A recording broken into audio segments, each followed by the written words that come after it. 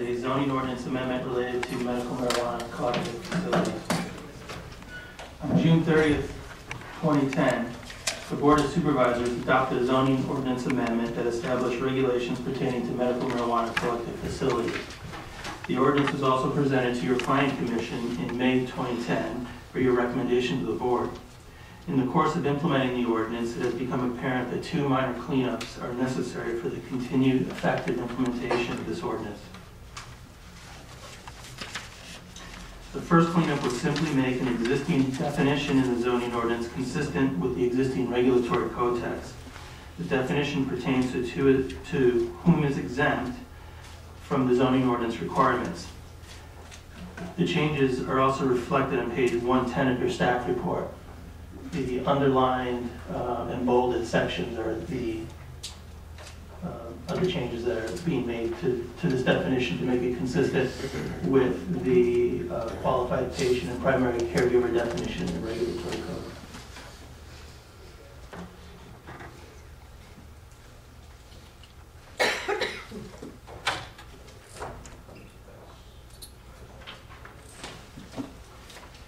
The second proposed cleanup would further clarify what a lawfully established non-conforming medical marijuana facility use is. Lawfully established would mean that a lawful medical marijuana collective facility must have applied and obtained a building permit or certificate of occupancy prior to the start of the moratorium that went into effect on August 2009. This change is located on page 112 of your staff report. The proposed changes do not change the intent or purpose of our ordinance. Yes, they do.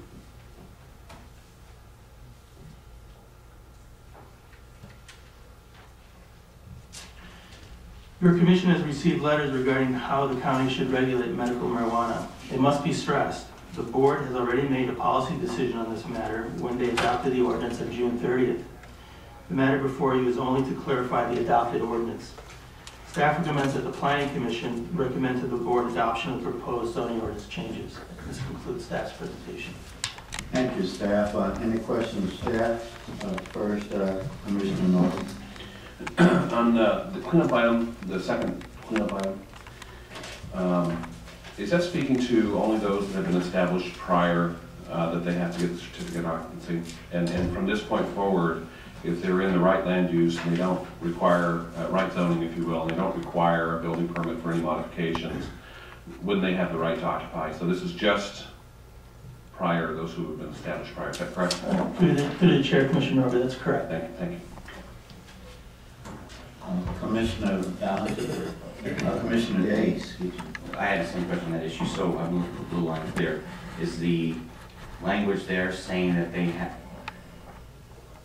that the facility would have had to have already been legally established, basically, pursuant to then existing zoning ordinance, or is just a building permit for whatever building that might have existed before? Correct. Before we, to the chair, Commissioner Day, before the ordinance was adopted, there was a possibility, because of the lack of the ordinance and lack of regulations, that one of these facilities may have been established. Well, actually, prior to the moratorium that went into effect in August 2009. When we put the ordinance together, in anticipation of that, we went ahead and put this non-conforming section in there. What's happened is, through our Office of County Counsel, they would like it to be more specific on how one of these establishments could have been lawfully established before the moratorium. And the only way they could have been lawfully established is if they had secured a building permit, or if they had secured a certificate of occupancy, basically that we recognize that it was lawfully established. Well, I guess I'm a little unclear, because by definition it wouldn't have been legally established before the ordinance, right? It may have been they may have had a building permit for a building or certificate of occupancy, but not necessarily for a medical marijuana dispensary, correct? Because until that ordinance was adopted, there was no definition of that use. Yes, Commissioners, my understanding is that before the moratorium came in and prohibited these uses, that a collective could have legally established itself.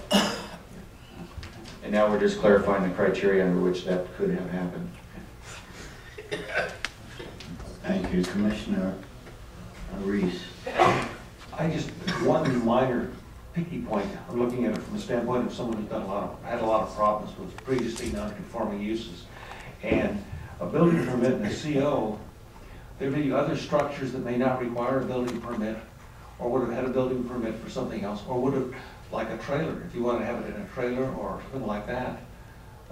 That would be, they could have created a legal non-conforming use in that sort of a business thing, like one of those, we were trying to prohibit all those farmers from using the cargo vans in their areas. But if someone had established one of those things in the cargo things, would that have been sea cargo containers? Could that not have been a non-conforming use legally as well without a building permit or a CO for that?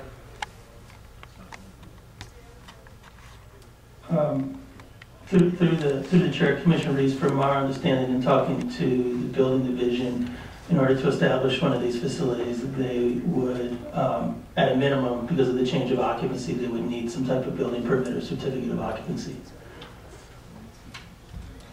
Okay, I don't follow that, but that's okay.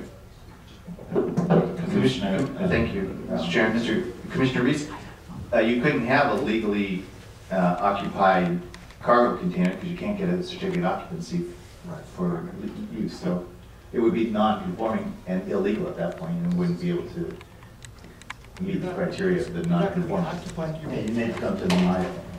You wouldn't be occupied, you'd be conducting, you'd be selling the material out of it. It'd be like the storage shed. Anyway. Okay. Any further comments from our staff?